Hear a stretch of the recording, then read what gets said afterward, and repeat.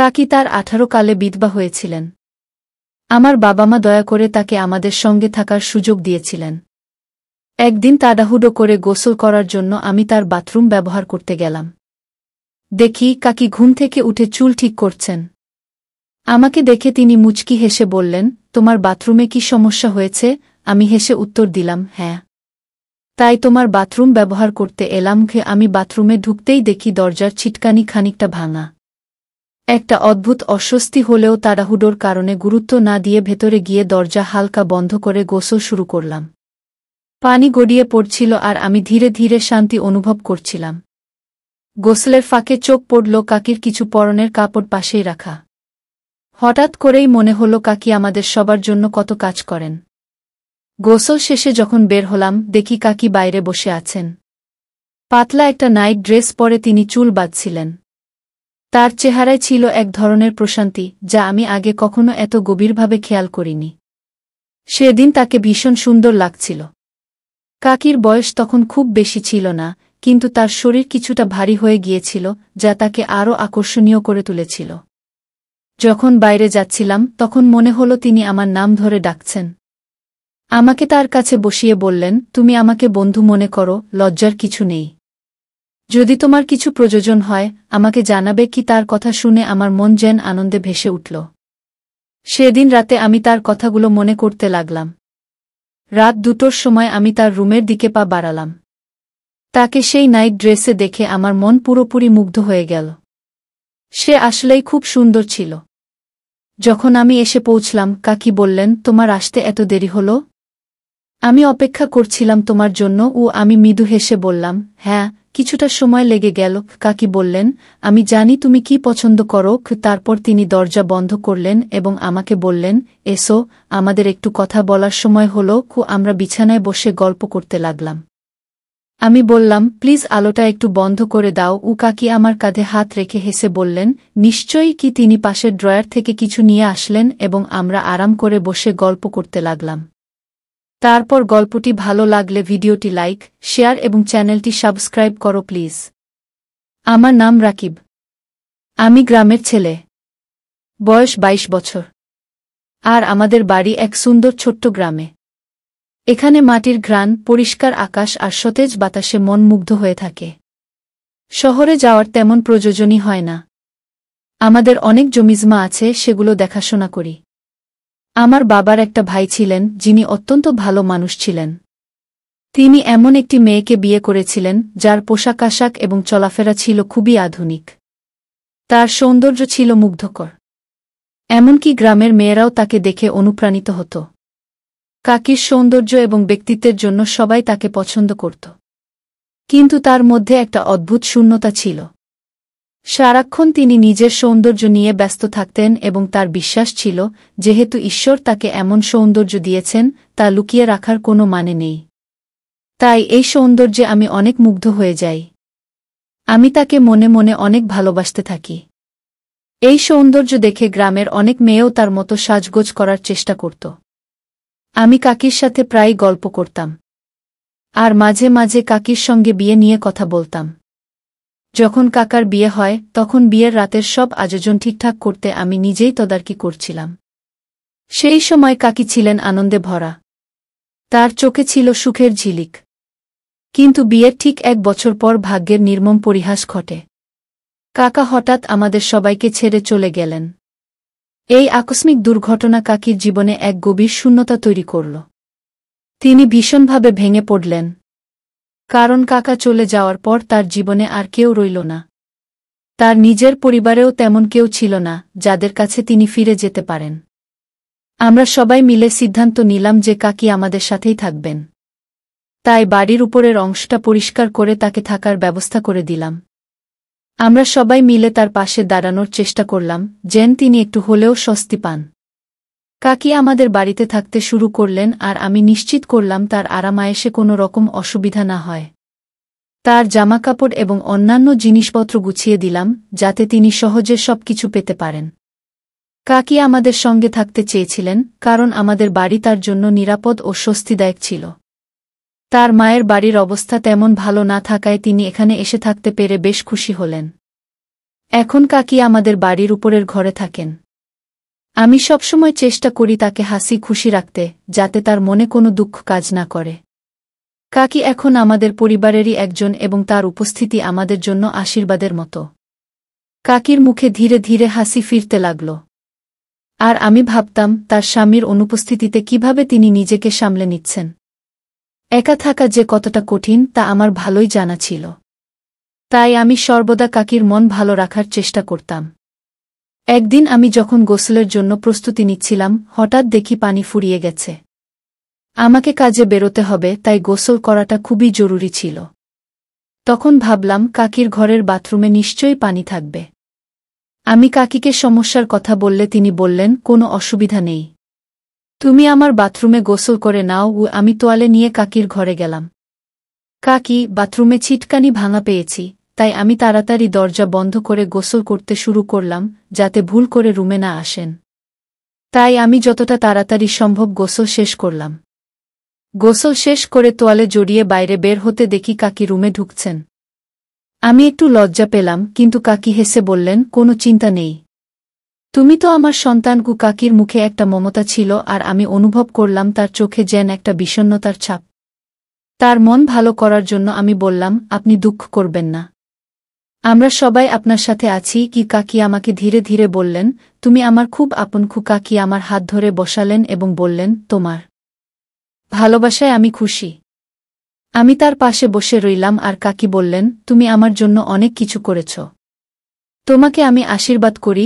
তার কথায় একটা শান্তি ছিল এবং আমি বুঝতে পারলাম কাকির জীবনের শূন্যতা পূরণ করতে হলে তাকে মন থেকে খুশি রাখতে হবে।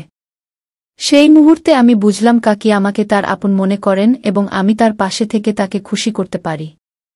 আর আমি তখনও তোয়ালে পরে তার পাশে বসেছিলাম, তাই আমি একটু লজ্জা পাচ্ছিলাম।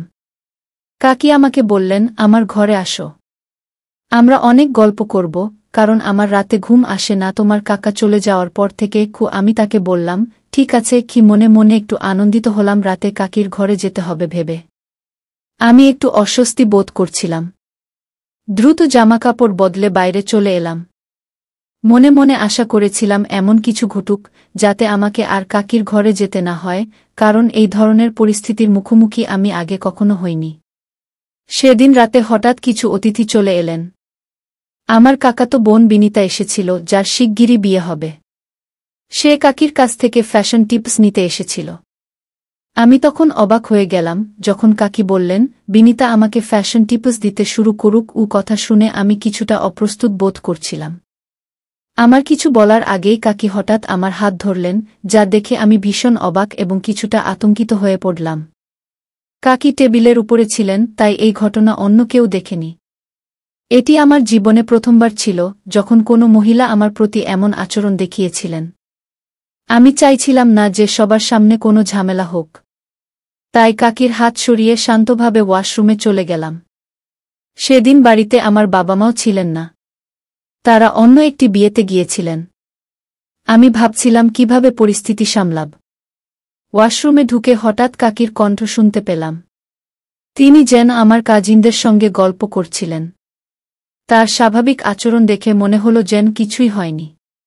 কাকি বলছিলেন, আমার যৌবনের দিনগুলো বৃথা যাচ্ছে, এটা যেন আমার কপালে লেখা ছিল। আমার কাজিন কাকিকে বলছে, তুমি তোমার জীবনের পথে এগিয়ে যাও, সারা পৃথিবী পড়ে আছে, ভালো কোনো জীবনসঙ্গী পেলে জীবনের সুখ পাবে। এই কথাগুলো শুনে আমি চিন্তিত হয়ে পড়লাম। মনের মধ্যে নানা চিন্তা ঘুরপাক খেতে লাগল। সকালে বাড়ি ফিরে এসে জানলাম কাকি আর আমি তখন বাড়িতে একাই আছি। কাকি তখন লাল রঙের পোশাক পরে বসেছিলেন। কাকিকে অনেক সুন্দর লাগছিল।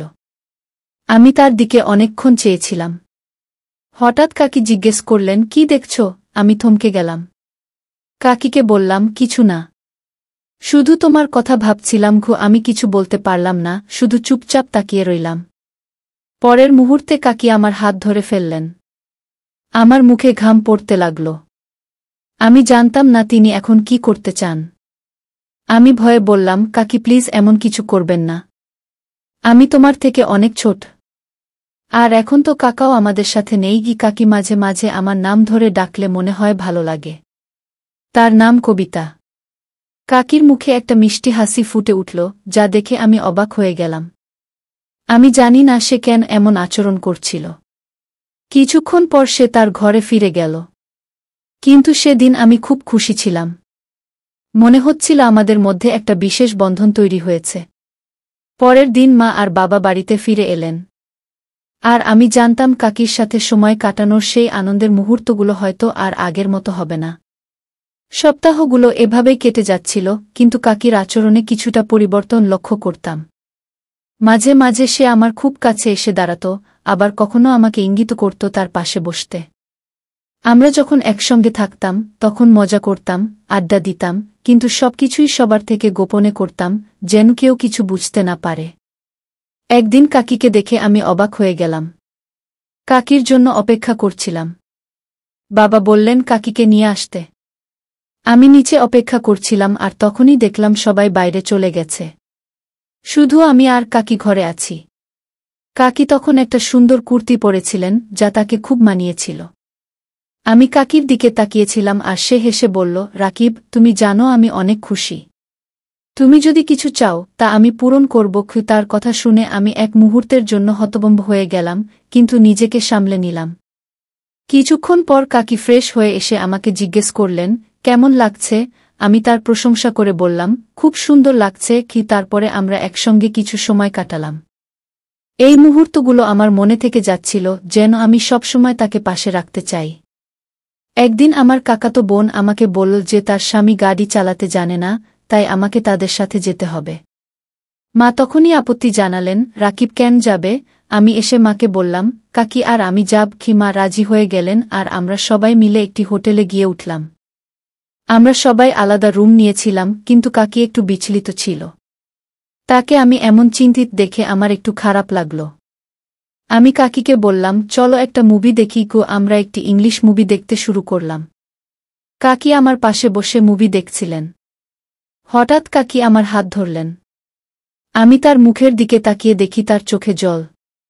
আমি মুভিটা বন্ধ করে দিলাম। কাকি বললেন, তোমার কাকাকে খুব মিস করছি। আমি কাকিকে আমার বুকে জড়িয়ে ধরে বললাম, তোমাকে আর কষ্ট দেব না। আমরা দুজনেই একে অপরের পাশে দাঁড়িয়ে রইলাম, যেন এই মুহূর্তগুলো আমাদের স্মৃতির পাতা চিরকাল রয়ে যায়। এরপর আমরা গ্রামের বাড়িতে ফিরে এলাম। আমার কাকিকে দেখে মা খুব খুশি হয়েছিলেন। তিনি মনে করেছিলেন কাকির পাশে থাকা আমাদের সবার জন্যই ভালো। এভাবে দিনগুলো কেটে যাচ্ছিল আর আমার মুখেও সুখের আভাস ফুটে উঠেছিল। বন্ধুরা মাঝে মাঝেই আমাকে নিয়ে হাসিঠাট্টা করত, কিন্তু আমি কখনো তাদের জানাইনি কেন আমি এত খুশি। আসলে আমার আনন্দের আসল কারণ ছিল কাকির সঙ্গে সময় কাটানো। মাঝে মাঝে ভাবতাম কেন কাকি বিয়ে করছেন না। তিনি চিন্তা করতেন আর কতদিন কাকি একা থাকবেন। তবে আমরা দুজনের সিদ্ধান্ত নিয়েছিলাম কাকিকে কখনো কোনো সিদ্ধান্ত নিতে জোর করব না। তার জীবনের পথ তিনি নিজেই ঠিক করবেন। কাকি ধীরে ধীরে নিজের মতো করে জীবন কাটাতে শুরু করলেন। তবে মাঝে মাঝে তার মুখে চিন্তার ছাপ দেখা যেত। তিনি ভাবতেন, আমি কতদিন তার পাশে থাকব? একদিন না একদিন আমি বিয়ে করব। আর সেই ভাবনায় তাকে একটু মন খারাপ করে দিত। আমি তাকে বুঝিয়ে বলতাম, কাকি, আমি কখনো বিয়ে করব না। কিন্তু কাকি হেসে আমাকে বোঝাতেন, তুমি তোমার জীবন উপভোগ করো। আমি চাই না তুমি আমার মতো একা থেকে যাও। কাকি নিজেই আমার জন্য একটি মেয়ে খুঁজে বের করেছিলেন। তাকে পছন্দ করার পর কাকি এক প্রকার জোর করে আমাকে বিয়ে করিয়ে দিলেন। কাকি চাননি যে আমি তার মতো একা থাকি। কিন্তু আমি কাকিকে মন থেকে চেয়েছিলাম। কাকিও আমাকে ভালোবাসে। বাড়ির লোক মেনে নিবে না, সে কাউকে কিছু জানায়নি। বিয়ের রাতে এলে আমি প্রথমে কাকির কাছে গেলাম। আমাকে দেখে কাকি বললেন, তুমি এখানে কেন? কিন্তু আমি তাকে কিছু বলার সুযোগ দিলাম না। কিছুক্ষণ পর আমি আমার রুমে এলাম। আমার স্ত্রীও খুব সুন্দরী, কিন্তু তার মধ্যে কাকির মতো মায়া ছিল না। আমি এখনও কাকির সাথে সময় কাটাতে ভালোবাসতাম এবং কাকি আমার খেয়াল রাখতেন। আমার স্ত্রীও কাকির প্রতি খুব যত্নবান ছিলেন। মাঝে মাঝে স্ত্রী তার বাবা মায়ের বাড়িতে যেতেন আর আমি তখন কাকির কাছে সময় কাটাতাম। আজও কাকি আগের মতোই সুন্দরী আর তার সাথে সময় কাটিয়ে আমি শান্তি পেতাম। সেই শান্তি অন্য কোথাও খুঁজে পাইনি।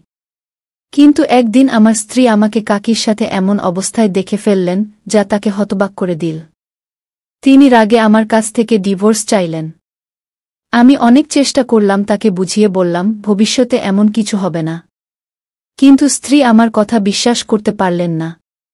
তিনি বললেন, জানি না কতদিন ধরে তুমি আর কাকি আমার পেছনে গোপনে এসব করেছ, শেষে আমাকে ছেড়ে চলে গেলেন। আমার বাবা মাও বিষয়টি জানলেন এবং খুব রেগে গেলেন। তারা কাকিকে বাড়ি থেকে বের করে দিতে বললেন। কিন্তু আমি কঠিন সিদ্ধান্ত নিলাম। বাবার বিরোধিতা করেও কাকির পাশে দাঁড়ালাম। আমি বাড়ি ছেড়ে কাকির সাথে চলে এলাম এবং তাকে বিয়ে করলাম। যদিও কাকি বিধবা ছিলেন, তারও নিজের মতো জীবন কাটানোর অধিকার ছিল। আমি কাকিকে আমার স্ত্রী হিসেবে মেনে নিয়েছিলাম। বন্ধুরা, আমি জানি না কাকিকে বিয়ে করে আমি সঠিক কাজ করেছি কিনা, নাকি তাকে একা রেখে যাওয়া উচিত ছিল। আপনি কি মনে করেন? আপনার মতামত কমেন্টে জানাবেন। গল্পটা কেমন লাগলো জানাতে ভুলবেন না। আরও মজার রোমান্টিক গল্প শুনতে চাইলে ভিডিওটি লাইক, শেয়ার এবং চ্যানেলটি সাবস্ক্রাইব করতে এবং বেল আইকনটি ক্লিক করতে ভুলবেন না। ভিডিওটি দেখার জন্য আপনাদের অসংখ্য ধন্যবাদ।